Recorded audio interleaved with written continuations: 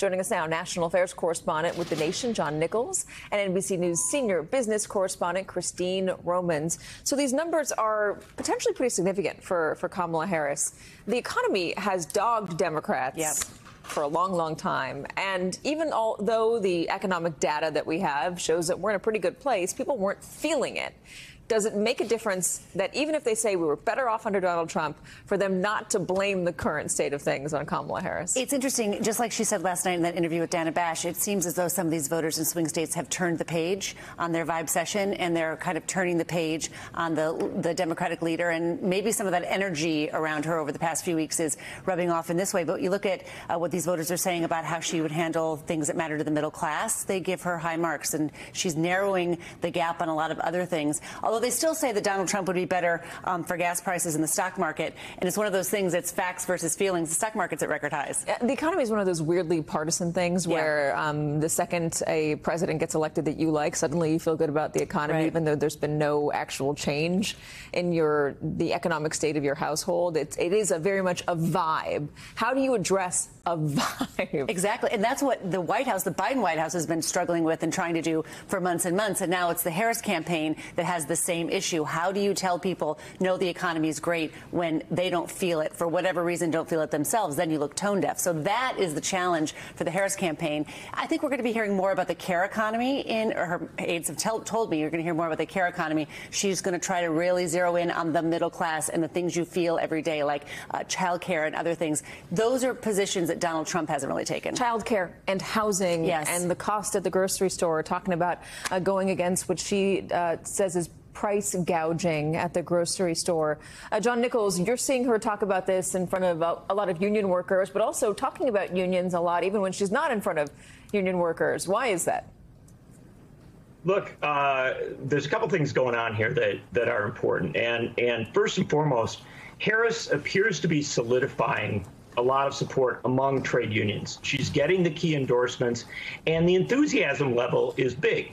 That still means, though, that the unions have to go internally and talk to their own members. They've got to do a lot of mobilization. And if they've got this ammunition, somewhat of a better attitude toward the economy, they combine that with Harris's pro-union message, and that's how you start to really boost numbers. So in talking to union leaders as we head toward Labor Day, one of the things that's been really striking to me is how so many of them think that they really can market this ticket, for lack of a better term. They can talk about this ticket to members and actually up those numbers. Because remember, with unions, there's always a substantial portion of folks who vote Republican. That's always been true under many different Democratic candidates.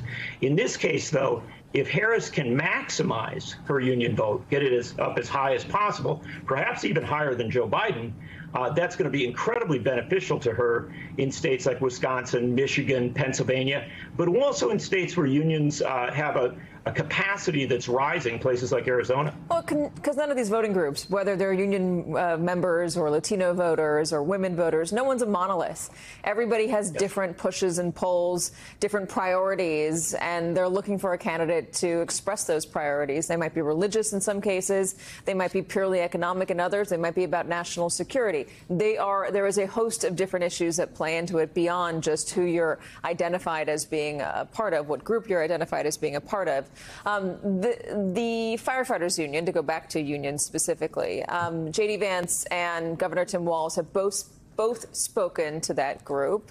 I know you've written about it. Let me play a little bit of J.D. Vance at the firefighters union in Boston. I can promise you this.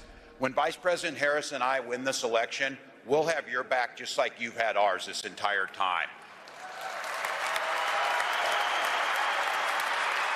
President Trump and I are proud to be the most pro-worker Republican ticket in history, and I want to talk about why we're fighting for working people, why we're going to fight for unions and non-union alike.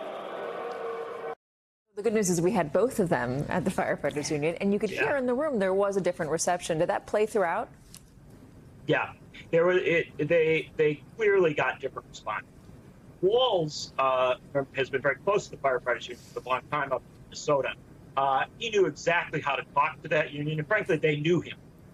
when Vance came in and suggested that somehow the Republicans were very pro-union, it just didn't go over well. Now, remember, the firefighters are a union that has yet to endorse.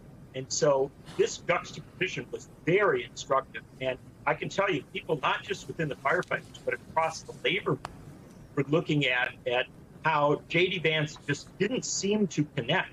And that's a big deal because Vance has pitched himself as a Republican who talked labor.